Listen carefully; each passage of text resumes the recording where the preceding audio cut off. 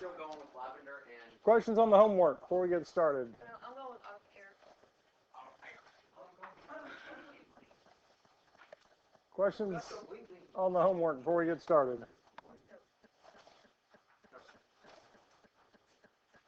Our last section of chapter 5 is inverses.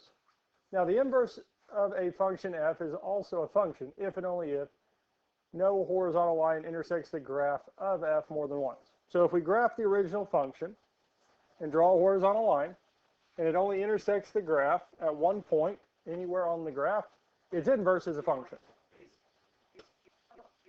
Here, if it intersects it more than once, it's not a function. Now, it still has an inverse, it's just its inverse is not a function. That's really all it's saying. We can still find the inverse, it's just not going to be a function. Now, looking at these here, find the inverse of f of x equals 3x minus 1. Now, the first step in finding the inverse is to rewrite f of x as y. Rewrite f of x as y.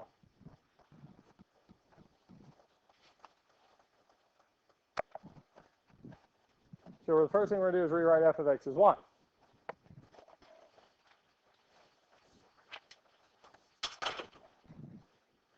Did we do this a little bit ago? We've done inverses before, yes.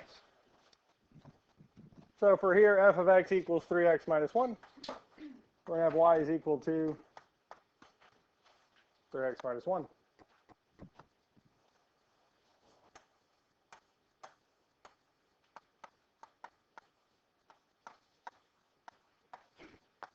Now our second step is to switch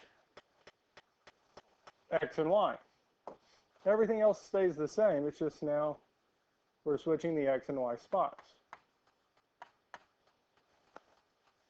So x is equal to 3 times y, or 3y minus 1. Questions on this so far?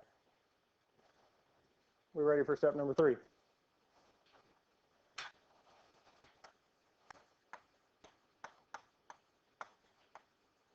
Solve for y. Get y by itself. So with any of these here, getting y by itself, again, we would want to do addition, subtraction first. And if we add 1 to both sides,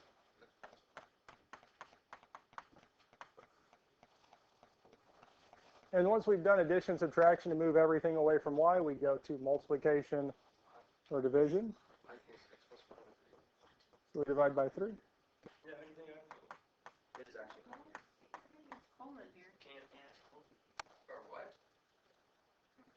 We do multiplication, division next, and then lastly, we do powers or radicals. So at this point here, is y by itself? Yes, so we move on to step 4. And that is to rewrite y as f inverse of x. So here we have f inverse of x is equal to x plus 1 over 3.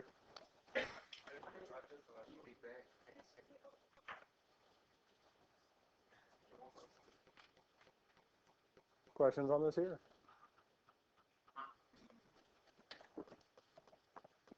Are you ready for the next one?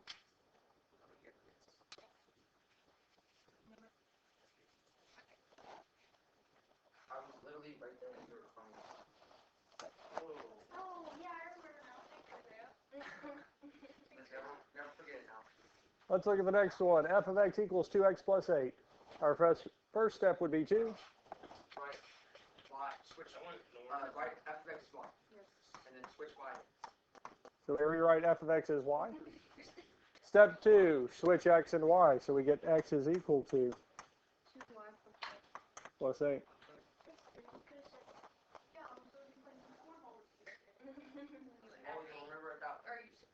Now we get y by itself. So yes, the first thing in getting y by itself, all right guys, is the minus 8 from both sides. Minus x minus 8 is equal to 2y. Then we divide by 2, because again, we're trying to get y by itself. So our 2y divided by 2 is y is equal to x minus 8 over 2. Can we divide that negative 8 by 2? Or just leave it like that? We would leave it like this here because we could, So we don't know what x is. but we'd have to say x over 2 minus 8 over 2, which would give us x divided by 2 minus 4. I mean, it's not too much. They are the same thing. It just doesn't make it any simpler. Now, if it had been 2x minus 8 over 2, then yes, we could simplify both nicely. Questions on this here? We're ready for the next one.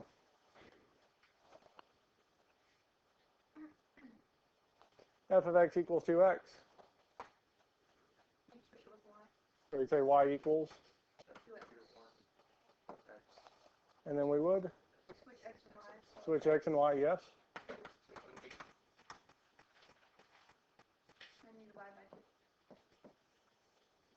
So y equals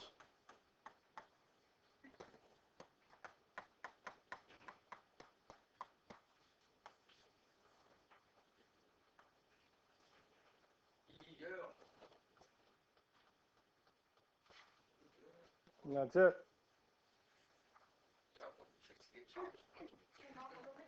No, I didn't recognize him. Who? Tracy, the bus driver. You're like, he got chops. He got like Hulk Hogan chops. Let's look one more of these linear, and then we'll move on to the next type. F of x equals negative x plus 1. So we'll have y equals negative x plus 1. And we'd switch y and x. Get y by itself. All right, guys. Focus back up here. So we'd subtract 1. Telling us that x minus 1 is equal to negative y. We can multiply or divide by negative 1. Here it's going to be a little bit easier to multiply by negative 1 because we can divide by negative 1, but we will have to simplify it. Yes. Because our negative y times negative 1 is positive y. Negative 1 times x is negative x. And negative 1 times negative 1 is positive 1. Because we could have said that this is x minus 1 divided by negative 1, which would be negative 1 over our x minus 1 over negative 1. Because x divided by negative 1 would be negative x. 1 divided by negative 1 is negative 1. Which gives us the exact same thing. So here it's a little bit easier to multiply. Because we can't leave it as x minus 1 over negative 1. It is simplifiable, so we'll need to. Questions on this here? We ready for the next one?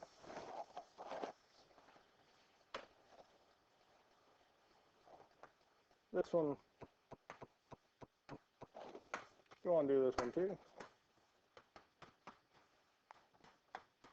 Rewrite f of x as y. Switch x and y. Now we need to solve for y. And the first thing we can do is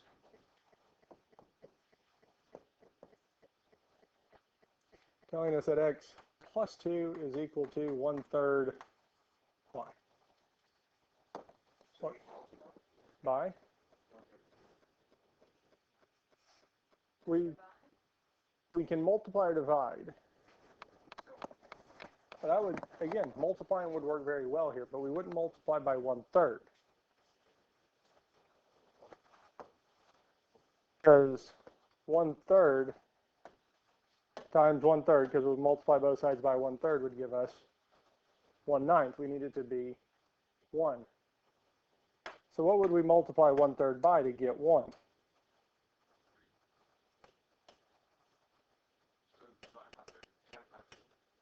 Or really, we're multiplying it by 3 over 1. Because if we flip a fraction and multiply them together, they reduce to 1.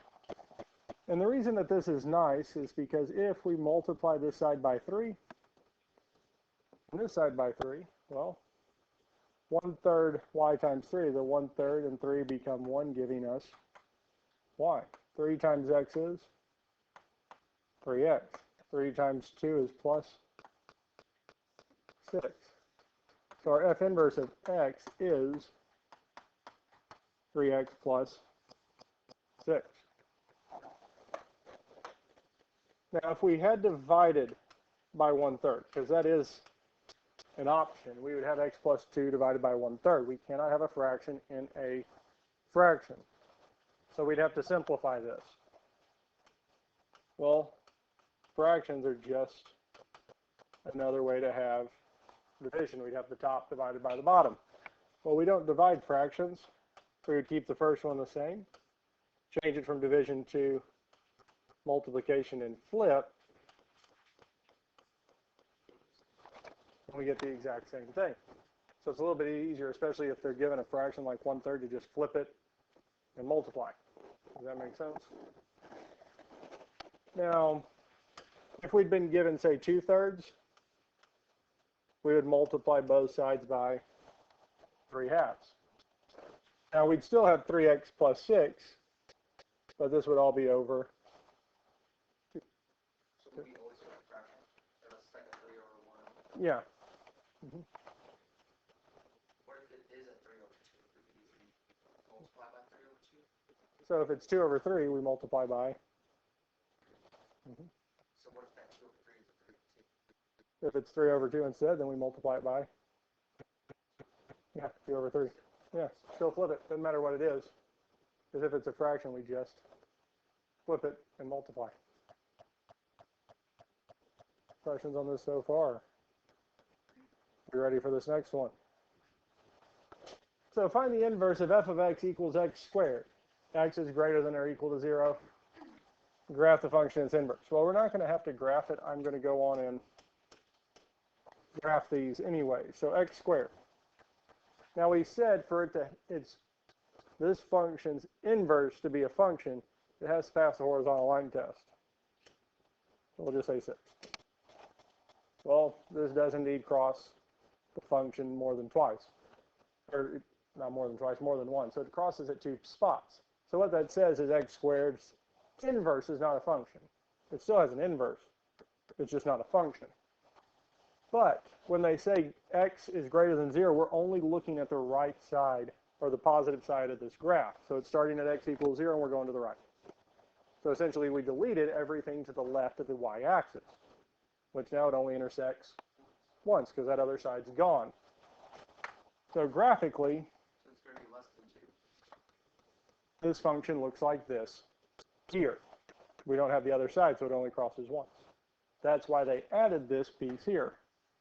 So now its inverse is a function. So this obviously seems like it's going to have some different steps, yes? First step for this here. Rewrite f of x as y. We good with this so far? You ready for step number 2? Switch x and y.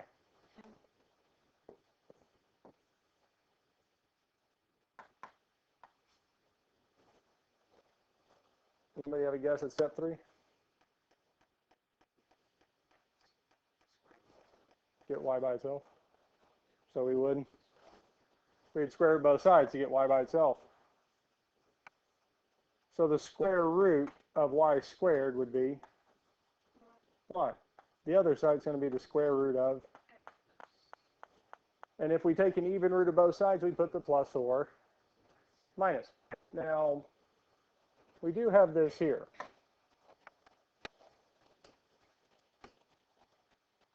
Clear that. Now we're saying that our inverse is negative plus or minus the square root of x. So we have positive and negative. I can't put plus or minus in the calculator, so we have to put it as 2 separate equations. And we get this here. So this is a nice thing with this calculator.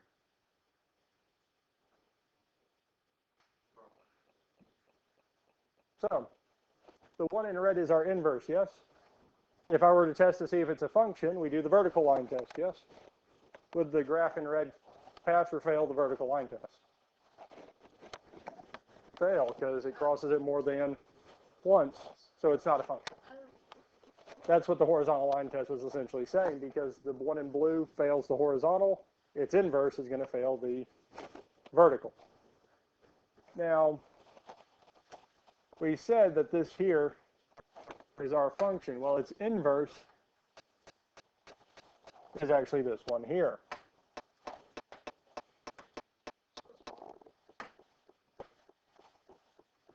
So it's just our positive, because the one we had originally is positive. We don't have the negative, so our function is just y is equal to the square root of x.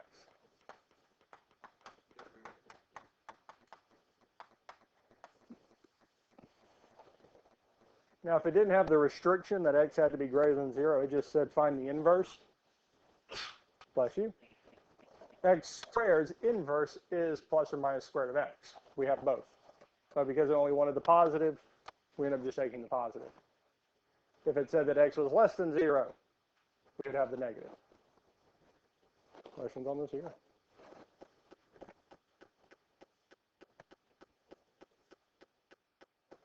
Find the inverse of f of x equals x squared minus 2. That would be y is equal to x squared minus 2. Then we would switch y and x. And then get y by itself, yes? So what would we do first? Add 2, because we want to do addition, subtraction first, then multiplication, division, and powers and exponents last. Now that doesn't mean that once we finished addition, subtraction, we can't come back to it. What would we do next? Square root. Square root and square would cancel. Tell me y is equal to.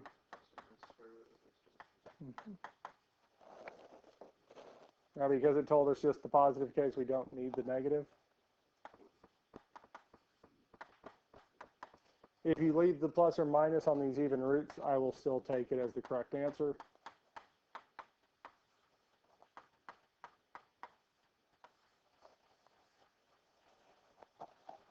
But that's it.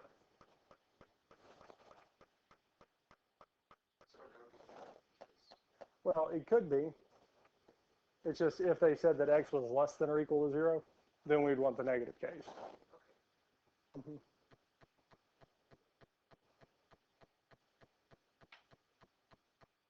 Any other questions on this here? You ready for the next type? Consider the function f of x equals 2x cubed plus 1. Well, it does have an inverse.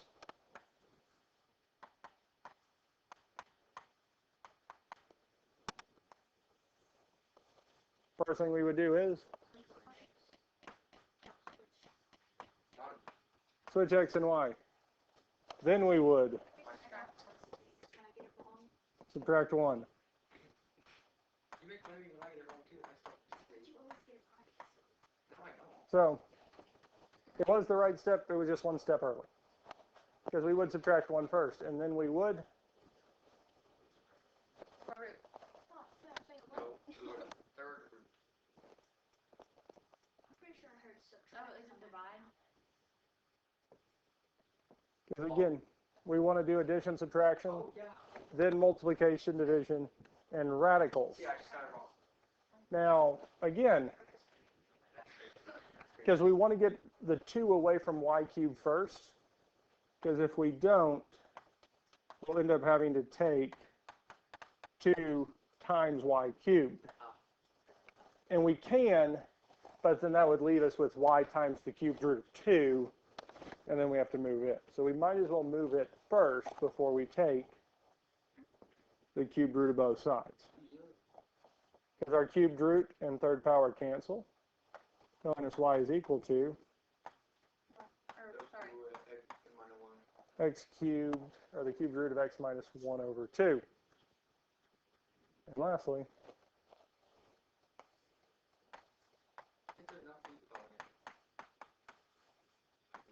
Now you do not have to rationalize the denominator for that one there. Okay. We're just going to leave it.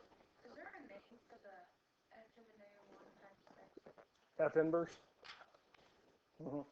F to the negative 1 of x is F inverse. It's the inverse function.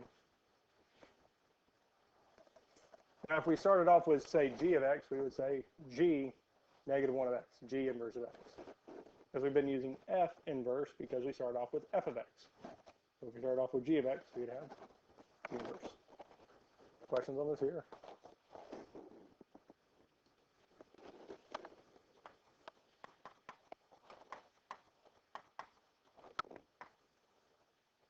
Well, the first thing we would do is switch x and y. Then we would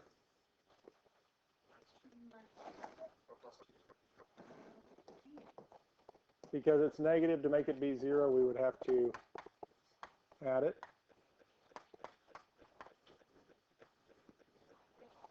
Divide by 3. Telling us that y cubed is equal to x plus 2 over.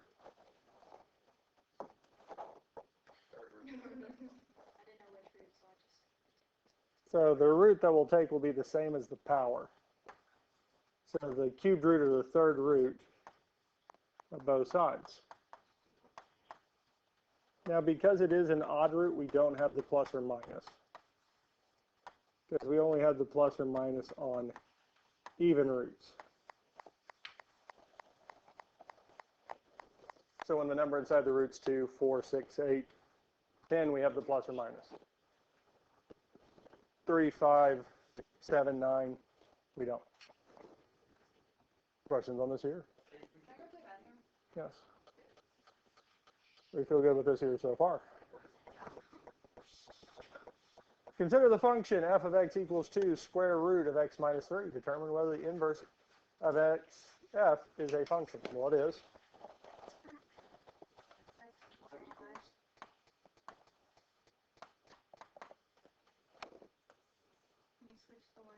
Switch to line x.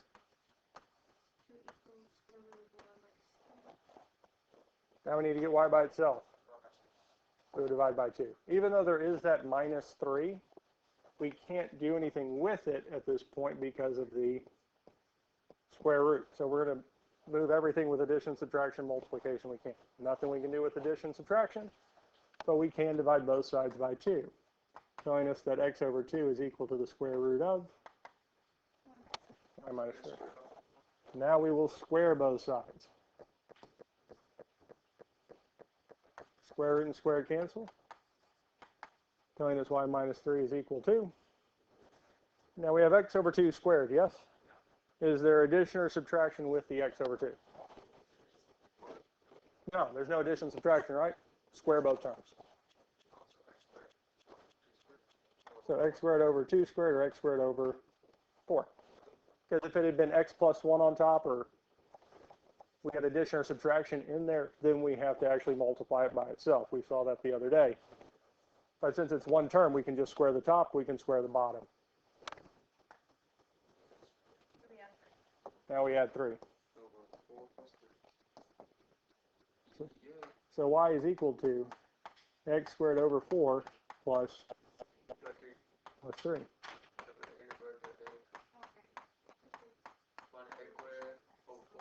Wind pressure. Wind pressure, shut the door. Dude, y'all ever have y'all's windows open? No. In your room or something, and you gotta shut your door and it slams? Have you guys seen that one? I don't know what was that bad. It wasn't, and I didn't. Well, Are you talking about the girl who like arts? Yeah. Throw that part in her. In her closet? Yeah, she's acting like she's making She's like, oh guys, what I'm was not like that? that, guys, but I didn't do that. I'm just scared. but again, that's all pressure, wind pressure. Because when you shut the door, it's causing the vacuum essentially to pull air in through the window. So that air is pushing. Or sometimes I'll have my back door open and my windows open in the house, like in the living area, and my front door is heavy, it's like wood, and I'll shut it like normally, and it'll be like, wait, Yeah, I know, don't shut the door. And I'm like, I didn't. Because again, when you're shutting that, it's pushing air in, That is crazy. which is pushing all the air in the house to the back. I just like better than all that. Questions on this here? No, sir. Like baby. Do we need to see another one of these here? Because I'll give you this inverse here, because F inverse of X for this here 11, 13. Oh, what's 17? No, 11. What? Oh my gosh. Well, at least it gets detected. Did you see that happen? What? That went up my nose. I went under your nose. What? I didn't go all the way up. It was there. X squared over 9 minus 4. Okay. Last thing we're doing is this here. Verifying that functions are inverses. Oh, God. Now, two functions are inverses if and only if f of g of x is equal to g of f of x is equal to x. F of g of x is equal to g of x is equal to f, x. So if we take the composite function, f of g of x, and get x, and then we take g of f of x and get x, then they are indeed inverses. So let's look at this here. So first thing we're going to do is f of g of x. And again, with our composites, what we did yesterday, we worked from the inside out. So we're going to plug x into g of x. Well, g of x is?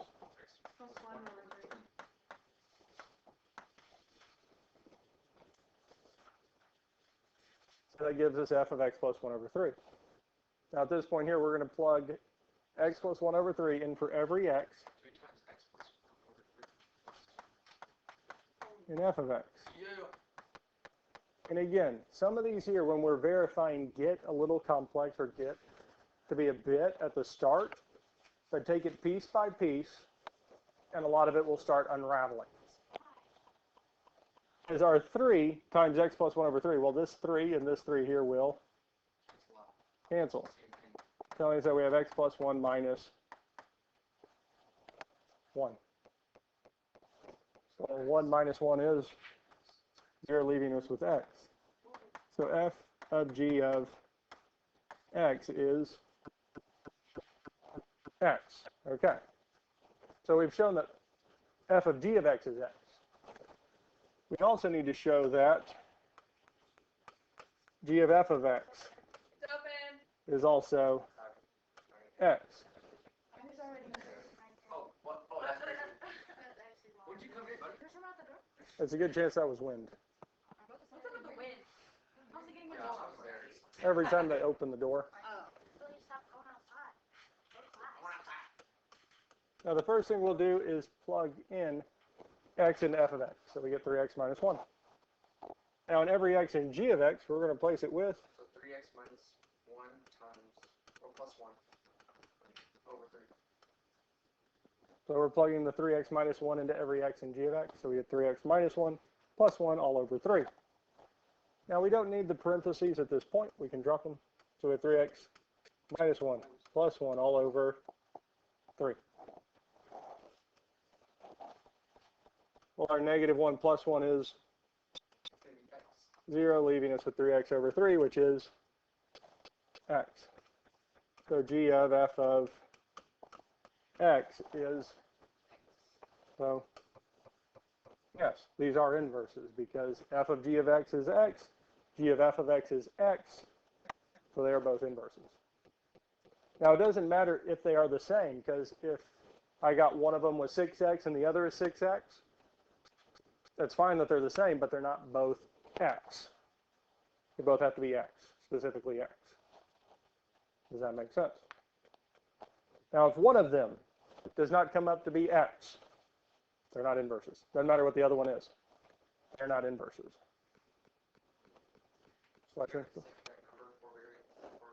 Yeah, they both have to be x for them to be inverses. Yep. Questions on this here?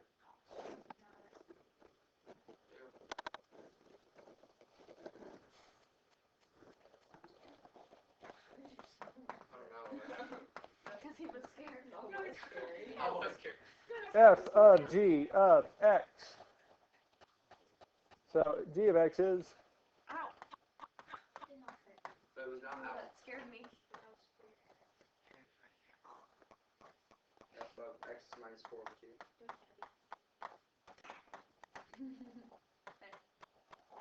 And then You're so funny. 2 times x minus 4 over 2 plus 4. That's what you talk about. That's not work. That's fun.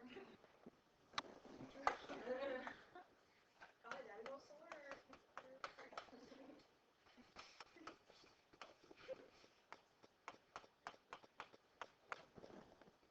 so f of g of x. We plugged in x into g of x, and then plug that into f of x. Simplified and got x. We plug x into f of x, we get g of 2x plus 4.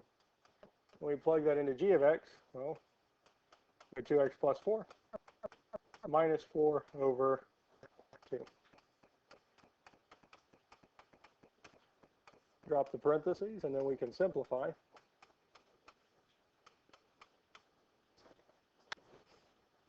So are these inverses? Yeah, we both got x on both of them. Questions on this here? Questions on any of these so far? We'll look at this one here.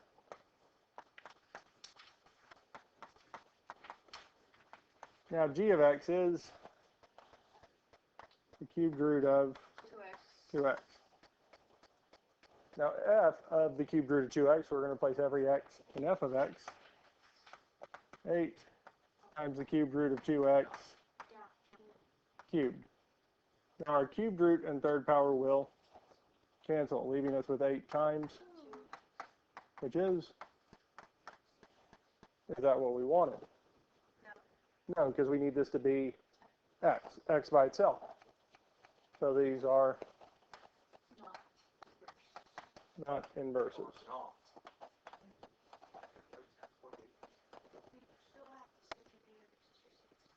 Oh my gosh. I don't know what she'll even send. I don't even. She'll be like, who's it going to? And I'm like, Say London. Yeah, say no, I'm London. not gonna lie to her. We'll send it to London too. You don't have to lie. We'll send it to London too. Questions on this here?